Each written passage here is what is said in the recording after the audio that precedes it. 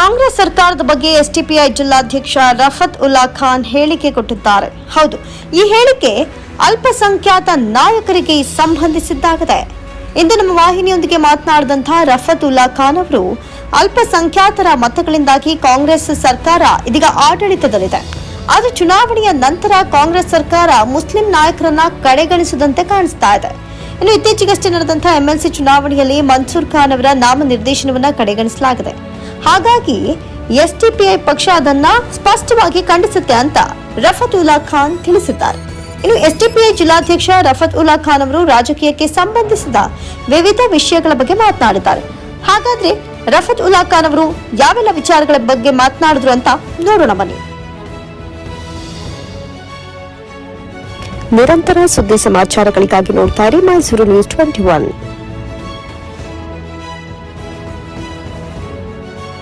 बहुत ही अफसोस के साथ ये कहना पड़ रहा है कि कांग्रेस पार्टी सिर्फ इंतखाबात के टाइम पर आकर अपना सेक्युलरिज्म का छोला पहनकर ढोंग रचाकर जो है माइनॉरिटीज की उसमें खुसूसी तौर से मुसलमानों का लाखों की तादाद में वोट लेकर चली जाती है, इख्तिदार में भी आ जाती है। और जब मुसलमानों पर जो भी कोई परेशानी या मसले मसाइल आता है इसमें वो बहुत ही पीछे रहती है, उसे हल करने की कोशिश भी नहीं करती। और कर्नाटक के इंतखाबात में कांग्रेस अगर इख्तिदार में है वो सिर्फ और सिर्फ मुसलमानों की वोट की बदौलत।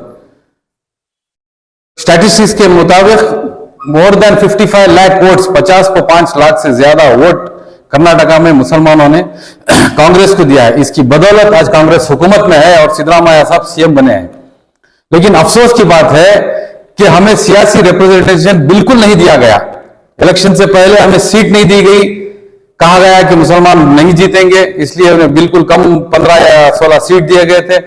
उसके बाद इंतखाबात में मुसलमानों का वोट लेकर जीतने के बाद एमएलसी के नॉमिनेशन का मौका आया हाल ही में कल। इसमें ये अगर चाहते तो मुसलमानों को पॉलिटिकल रिप्रेजेंटेशन दे सकते थे, क्योंकि मुसलमानों के वोट के ताउन से ही ये जीते हैं कांग्रेस। बड़ी अफसोस है हमें कहना पड़ रहा है कि मंसूर खान साहब जो रहमान खान साहब के फर्जंद हैं, ये आप देख सकते हैं, इन्हें एमएनसी को जो नॉमिनेट किया जाता है एमएलएस के द्वारा, इनका नाम पहली लिस्ट में था।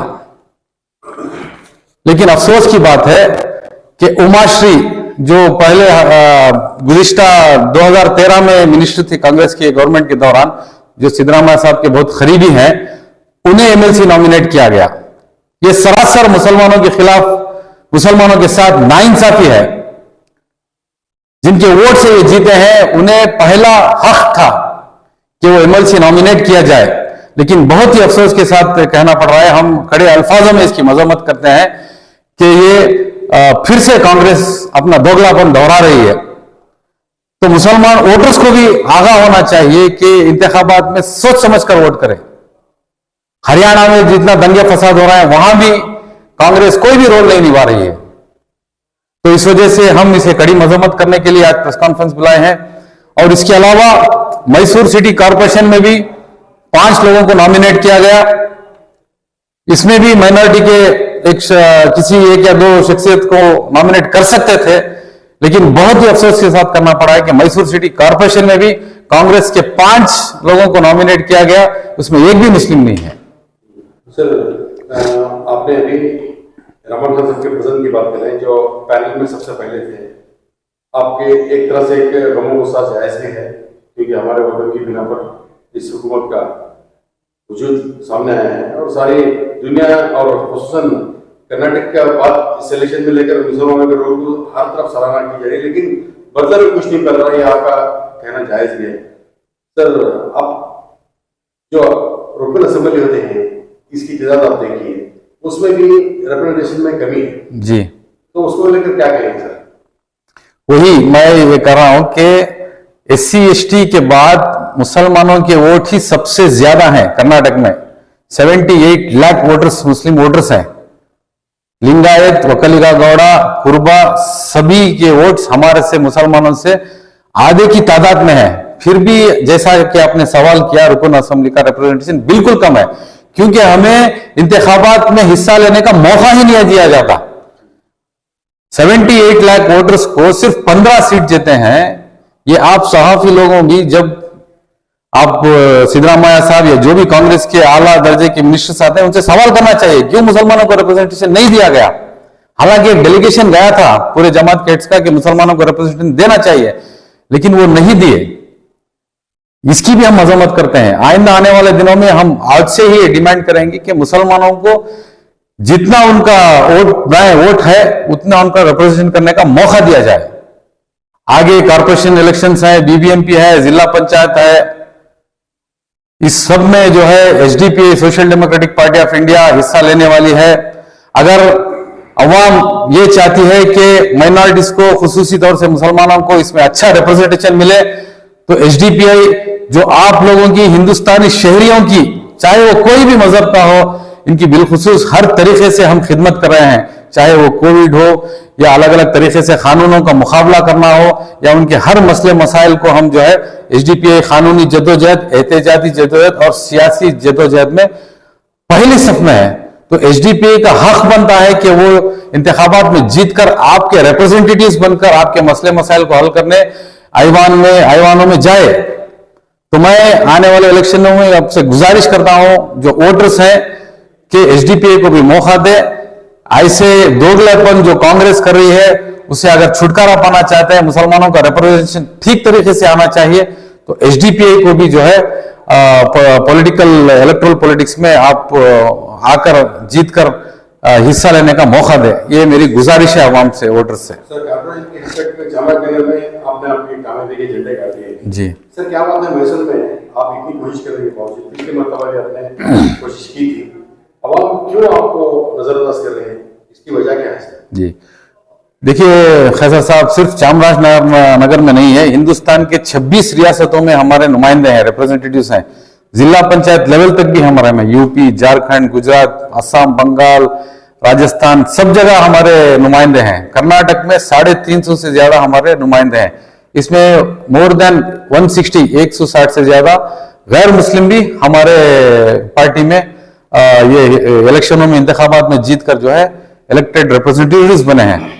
आज की खबर है कि मुंडूर ग्राम पंचायत में दूसरी बार उनका नाम क्या, प्रेसिडेंट और सेक्रेटरी सविता सतीश नाम की एक मोहतरमा जीतकर हमारी पार्टी से दूसरी बार इलेक्ट हुए हैं।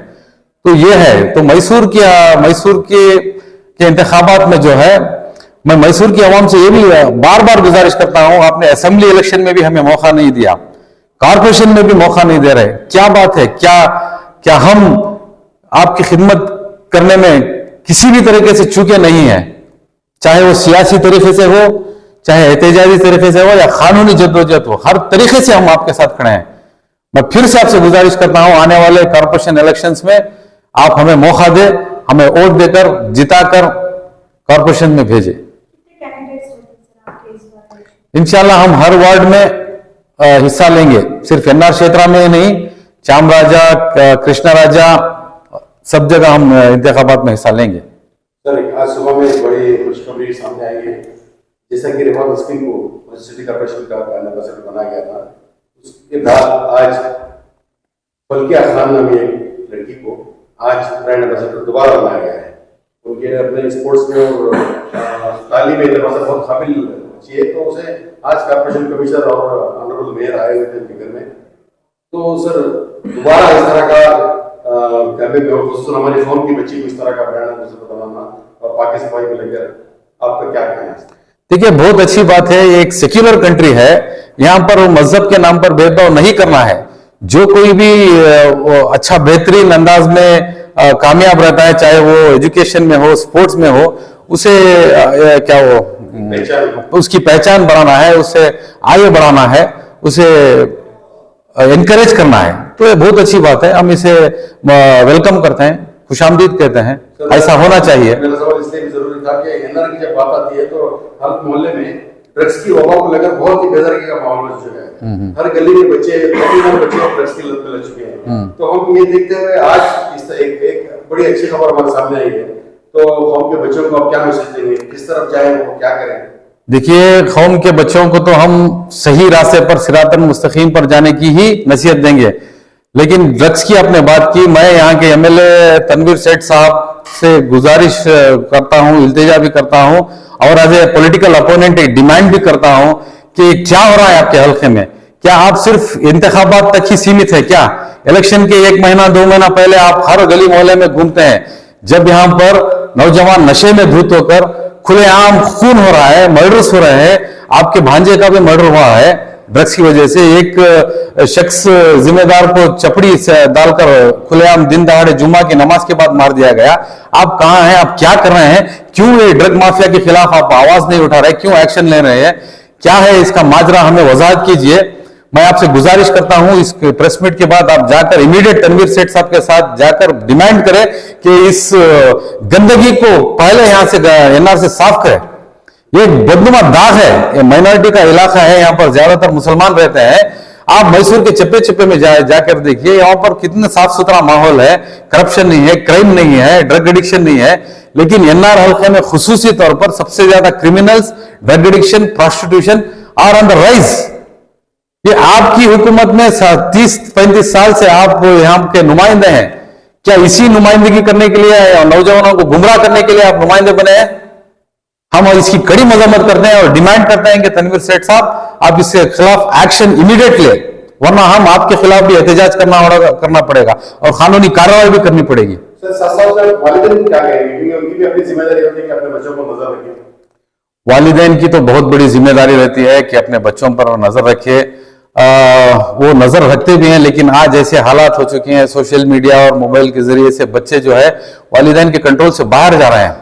मैं उलमा से भी गुजारिश करता हूं कि अपने बयानों में इस बात पर खुसूसी तौर से रोशनी डाले और नौजवान लड़के और लड़कियों को भी मैं गुजारिश करता हूं, इल्तिजा करता हूं, आप अपनी फ्यूचर के बारे में सोचिए।